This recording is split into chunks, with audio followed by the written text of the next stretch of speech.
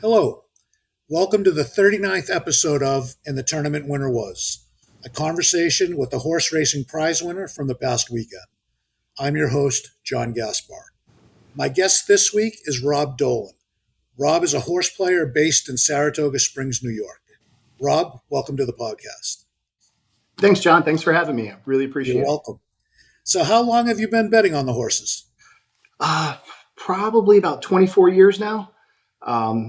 The first time I remember my first bet, I was working in my friend's dad's store, and he asked me to put 20 across the board on point given in the Derby that year, and I didn't know what that meant. So I asked one of the other guys in the office, and he goes, "I'll take you to the OTB." So we went to the OTB, placed the bet. Then right before the Preakness, he said the same thing to me. So this time I went over and I placed the bet. And then the third time for the Belmont, I knew he was going to ask me, so I kind of did a little bit of prep work. And I remember I go up to the window and I say, I'll have a $5 trifecta box, point given, AP Valentine, Monarchos. And the guy looks at me and he says, "Okay, that'll be $30.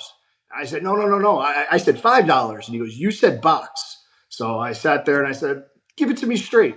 And sure enough, I hit it. First bet, everyone who's first bet, they win, and then they get sucked in for life. And I've been paying it back ever since. Absolutely, completely hooked. Yep. So when did you find out about horse racing tournament play? It was really last year during Saratoga, I would kind of play kind of haphazardly. I had no real strategy, no real format. It was just more action. So that's kind of, I sometimes I'd remember to play, sometimes I wouldn't. And, so what? It was kind of it wasn't like a big focus of my play. And then I was sitting here in my kitchen and I had, Capital OTB on, and Seth Merrow was interviewing Matt Miller. And Matt was talking about his book. And as he was talking, I'm like, oh, you know what? That was really resonating the way he was talking about it. So after the meet, I bought the book, read the book, and I was like, I'm going to give this a shot. Went to Twin Spires and then just started playing. And I've definitely gotten hooked on that action. So is Twin Spires and Xpressbet your primary ADWs that you use? Believe it or not, I might be the only person. I use Capital OTB is my primary. Okay. Just years ago, my buddies, Brian Nato, got me involved with them, and they had good rebates at the time. So that's where I do most of my cash play, and then the tournament stuff is Xpressbet and Twin Spires. Awesome. And Brian is a friend of the show. Him and Pete handicap some of the Gulfstream cards quite often. I've done the degenerate double with both of them, where you go to the Saratoga Flats, then you go to Pinnell's for dinner, and then you go to Saratoga Harness for the night card. That's perfect. So Rob finished first in this past week's Xpressbet Preakness Challenge, held fittingly on Xpressbet. What tools do you use to handicap, Rob? So usually on a big day, I'll listen to podcasts, believe it or not. There's a lot of good content out there, and I feel like that's really been helpful. Whether it's this network, the Triple H network, Sport of Kings is really valuable. So that's kind of where I start earlier in the week. And then as the week progresses, I'll print the form, I'll, go to the thoroughgraphs, go through those numbers, and then I'll look at optics. And then when I'm done with all of that, then it's usually the best part where I call up my buddies, Wayne and AJ, and we play Talking Horses and kind of debate stuff out and figure out, who do we like and where do we overlap, and then, take it from there. Do Wayne and AJ play contests as well, or are they strictly cash players? No, they play contests as well. They're not quite as addicted as I am, but they're right there too. Do you have any angles that you like to look for, whether you're looking at like thoroughgraph patterns or form, trainer angles, etc.? I mean, my favorite, I wouldn't say it's necessarily my most successful, is kind of like suspicious trainer, in my mind, suspicious trainer jockey angles. Why are these horses spotted in certain places? Those are probably my favorite. They're not necessarily my most lucrative. Otherwise, I look for big squares. That's usually what I'm doing on optics. Yeah, no, that's perfect. I have a friend, Jorge, and we joke with him with the circles and squares that he's lucky he took a geometry class. Otherwise, he'd never make a bet. Yeah, I totally get it. Yeah. So do you play any of the $2 win place contest at all on like horse tourneys or horse players? I do. I dabble with them. I'm not very good at them. I think I'm like one for like 200 where I've cashed. So I do it. I do enjoy it, but I primarily focus on the cash ones. Right. So it sounds to me then you definitely prefer the cash contest format Yeah, and opposed to pick and pray.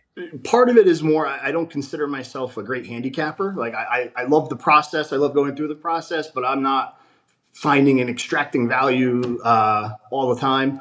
I'm better at, or what I like to do is try to find likely winners and then try to leverage that opinion as much as possible. And that's kind of why I gravitate to the cash contests. Right. And do you have a preference in cash contests? Meaning some have minimums, like the Preakness Challenge had five $100 minimums, whereas others you can just make one big bet in one race. Do you have a Uh, preference? Not it's I would say I have a slight preference to having some minimums, but I don't like a ton of minimums. I'm kind of in the I like a little bit of structure. Um, Okay. And do you have a preference for what tracks are involved, or you just play what's there? I probably just play what's there at this point. I'm trying to think. I try to avoid Turfway just because I'm not very good at Turfway. But I mean, I love the Yeah. prices. I just don't hit them. But Naira is probably where I'm the most comfortable. Yeah. I find that too. I play whatever they offer, Yeah, yeah, yeah. but I focus on like try to focus on like Naira, Gulfstream, at least tracks that I watch Yep. regularly or I might take notes on. So I feel I have a slight edge as Yeah, opposed yeah. to just playing a contest at Turfway or etc. Yep. Same here. So the Xpressbet Preakness Challenge was held on Saturday, May 16th. The tournament was a $1,500 buy-in event. 1,000 went to your bankroll and 500 went to the prize pool. You can make win, place, show, exacta, trifecta, and daily double wagers. You had to wager at least $100 on five races, and you had to wager at least your $1,000 bankroll. The tournament included the first 13 races from Laurel, because the tournament ended on the Preakness Stakes. And they gave away two BCBC seats, two NHC seats, three Pegasus seats, and about 40,000 in cash to the top four players. So, how many entries did you have, Rob? I had two. I typically will always And do have you two. try to Sorry, and do you try to qualify in, or do you buy your way in if you haven't qualified? It depends on Twin Spires. I will try to qualify in Express Bet. I usually will just pay, just because the Okay, format. It's the pick and pray style. absolutely.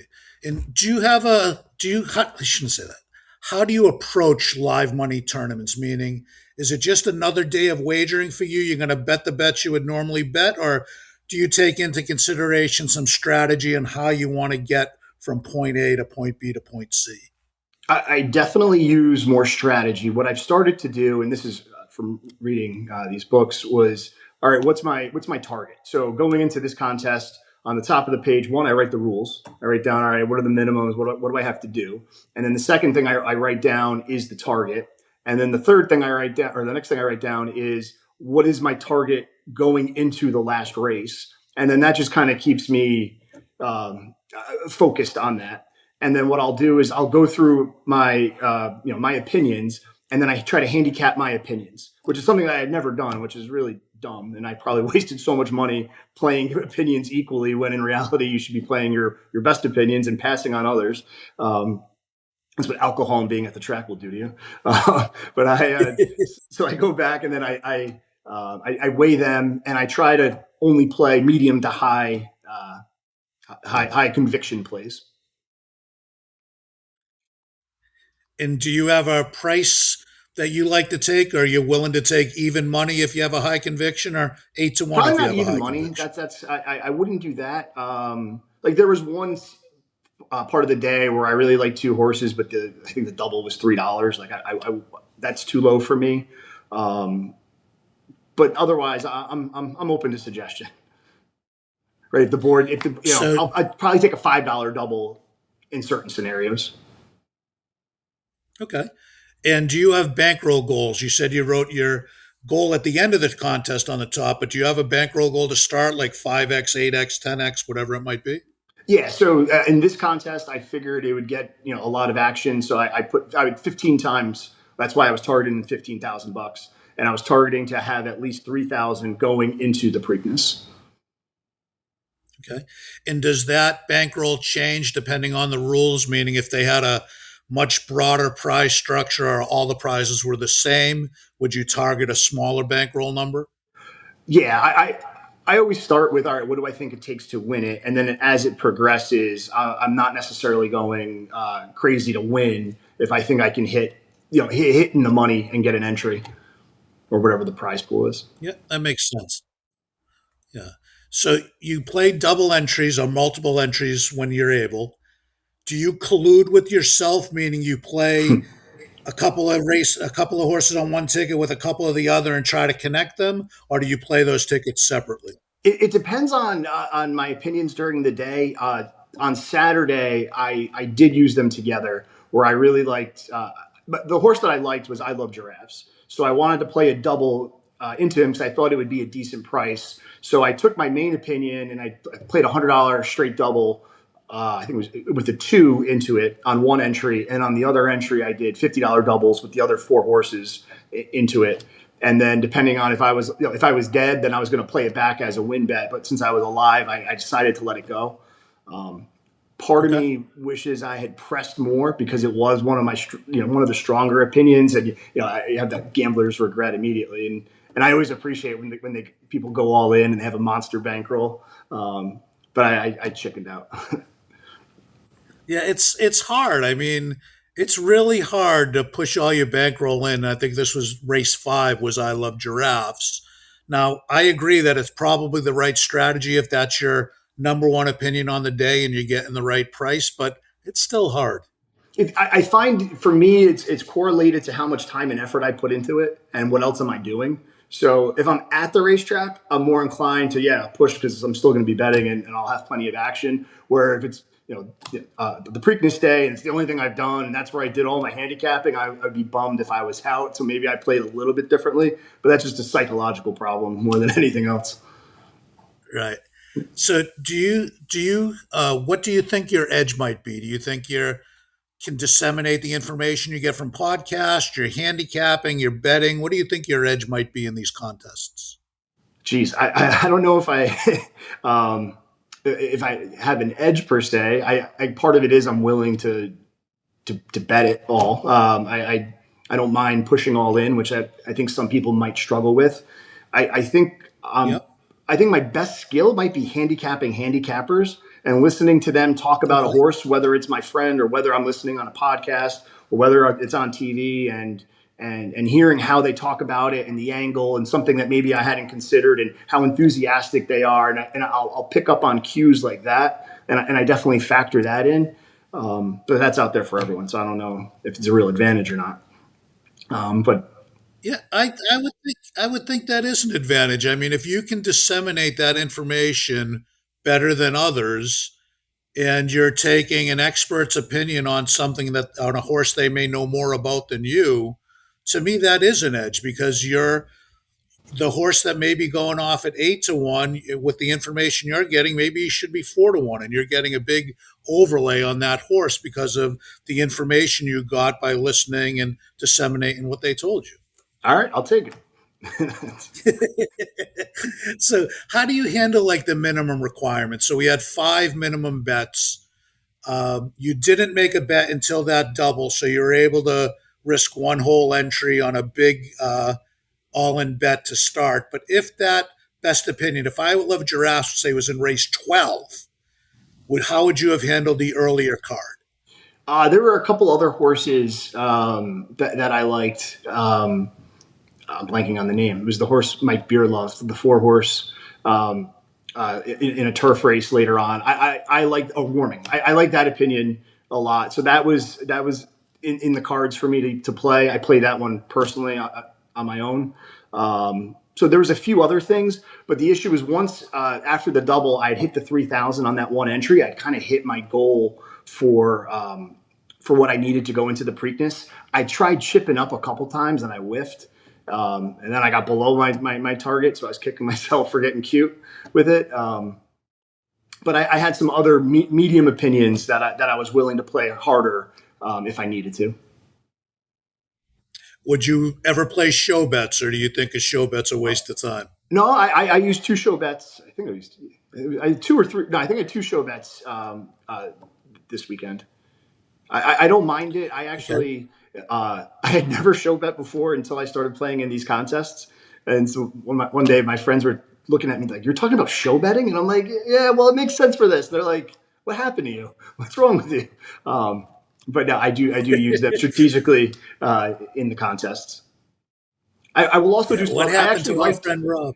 I listened to your podcast the other day where you talked about doing if it's $100 minimum, a $50 show and a $50 straight exacta or double, and I think that's a good idea that I might borrow from you. Yeah, I've been trying to incorporate that for a while. I get lazy and I don't do it nearly as often as I should, but and I stole that from a guy named Ed Peters years ago at one of the Saratoga contests. He mentioned it.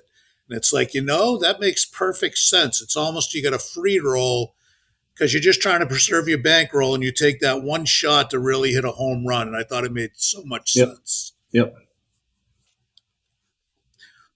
So we know your focus early was to bet on that double from race 4 to race 5. You basically weighted the field into I Love Giraffes. How did you come up with I Love Giraffes? Was there something about the form or somebody had a good opinion on them? How did you get to I Love Giraffes? Uh, so I think the horse debuted on Fountain of Youth Day, and I was going to Okay. Gulfstream, and one of my buddies called me up and was like, "Oh, I got steam on this horse. This horse is down the road today." Blah blah blah. So I bet it to win that day. It wasn't a contest, unfortunately. Just bet it to win, cashed on it, and then so I started following the horse. So then second time out, it had a little bit of I thought of a troubled trip. So I was waiting for it to bet it back. So then I saw that, and it also scratched the day before to run in a harder race. So I love that angle when a horse is cross entered and it scratches out of the easier spot for the harder one. Yeah, and that's a great angle that a lot of people don't necessarily see if they're not following both the Friday and the Saturday. They wouldn't have even known he had scratched out a Friday to run in a tougher spot. Yep. Yep. All right, so we got your bankroll up. It looked to me at that point maybe in the 3,500 range with the winnings of your bet plus your remaining bankroll that you still had on your ticket. You said you had fired a couple of times in between. Where would you focus? Where did you fire in between on those other bets?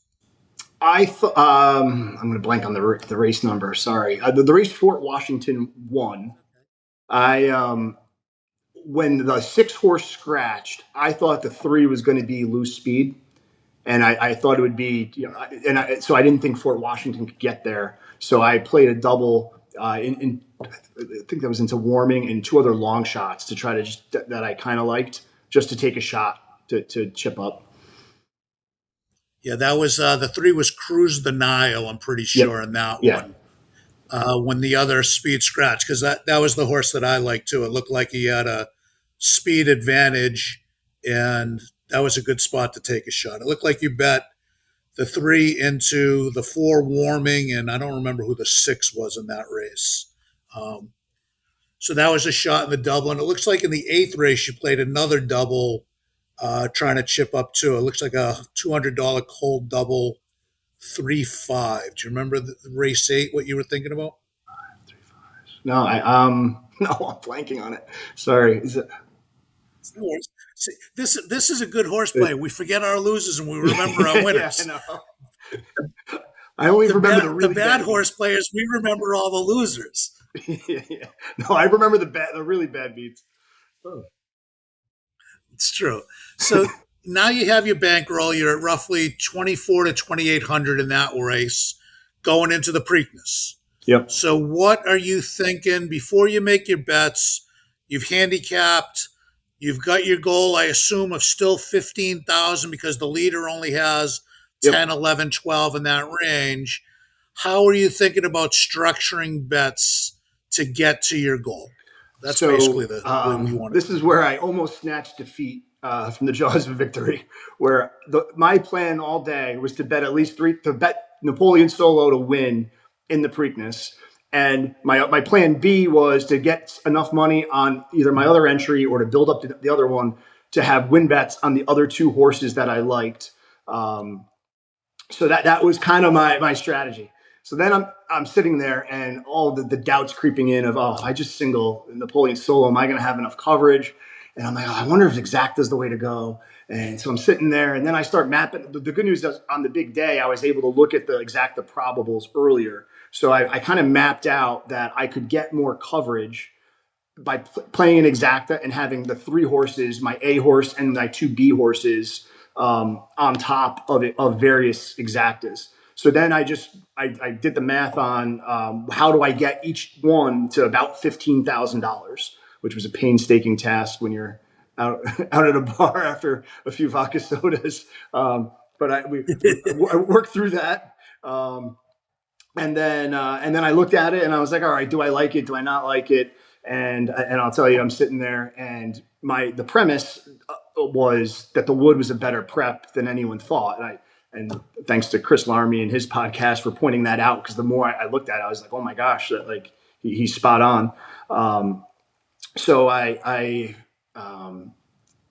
so I'm sitting there and I'm looking at my ticket, and AJ looks at me and he's like, your whole thing is you think this race is better than the others, and you don't have Chad on here.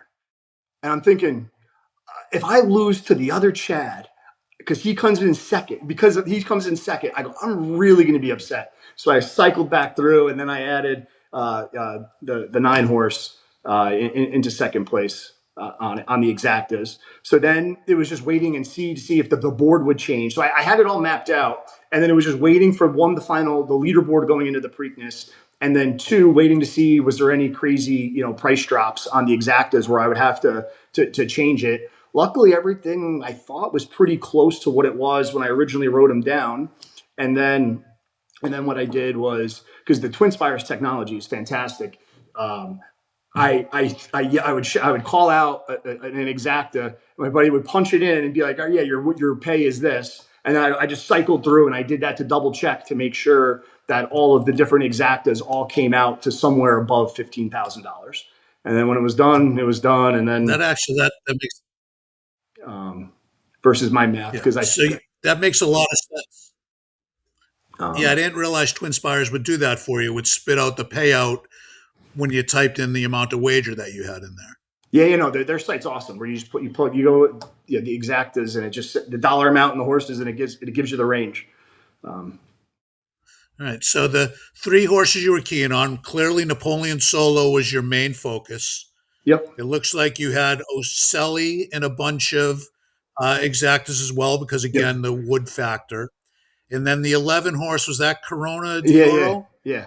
So, so you had Corona d'Oro as your B, but at a big price, so you could cover that horse without spending too much money. Exactly. And then it looks like you had underneath horses that looks like 5 or 6 horses underneath. It looks like the Hell We Did, Iron Honor coming out of the wood. Corona was obviously under. Looks like Incredible might have been under. Yep.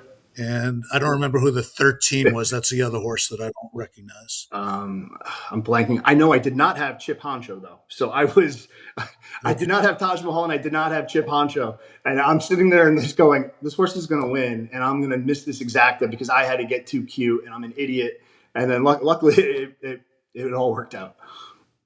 It worked out just fine. So at the end of the day, Rob ended up hitting a $300 cold exacta, 10-9, that paid $16,080. Say that 3 times fast. And that was plenty to get over your original goal of 15,000. Now, were you a victim of the Xpressbet refresh where we had to sit and wait for the leaderboard to update for the next half an hour to see how you actually did? Oh yeah, well, I was standing there, hitting refresh every 12 seconds. Yeah, I did not think, gun to my head, I would have thought I was in like third-ish. I didn't expect to end up coming out on first, but I'll take it. Absolutely, you'll take it. And it was a great ending wager. You used your capital that you had. You focused on your best opinion. So more money went on your best opinion on top. You had enough money in your bankroll that you could play save, quote unquote, saver exactors that if they also hit, you'd still hit. I mean, I thought your bet, looking at it, was really, really well structured. Well, thank you. That you gave yourself your best opinion get you to a goal, and your secondary opinions also get you there. And I did bet Napoleon Solo to win by my on the side, just for sanity purposes. Absolutely. And that's important. I mean, it's important that, I mean, a lot of people say just when you're betting and you have a strong opinion, especially on what was a 10-1 shot that ended up being roughly a 7 to 8 to 1 shot, make sure you get a win bet in there too. Yeah, exactly. So Rob's total was good enough for first place. With the win, Rob kept his $16,000 bankroll. You got prize money worth $22,000. Plus, I'm assuming you took the BCBC seat. Is that accurate? Yes, Have you played in the BCBC before? I did. Last year was my first time. It was a blast. Okay. And did you, I was going to say, did you play from home or did you travel to the event? I try. You're gonna laugh when I tell you. I did the BCBC from Gulfstream. So Okay. I mentioned I'm good buddies with Brian Nato, and through Brian, we've become friends with Nicoletti and Samantha. And Ron hooks us up with an awesome suite. So I was on the finish line at Gulfstream Park for Breeders' Cup Day, and we had a room, and there That's was great. 6 or 7 of us escaping the Northeast, and at least it was a direct flight to Albany versus I would have had to connect to get to San Diego. But it was a lot of fun. Yep. So are you thinking about doing the same thing this year? Probably. I mean, I do love Keeneland, so my arm could be twisted. If I'm not at Keeneland, I'll be at Gulfstream. All right. Either way, you'll be at a racetrack of your choice betting on the Yeah, Breeders' Cup. yeah, exactly. Awesome. Well, congratulations, Rob, and thank you for spending some time with me today to discuss your strategies and your successes. Anytime. Thanks for having me. You're welcome.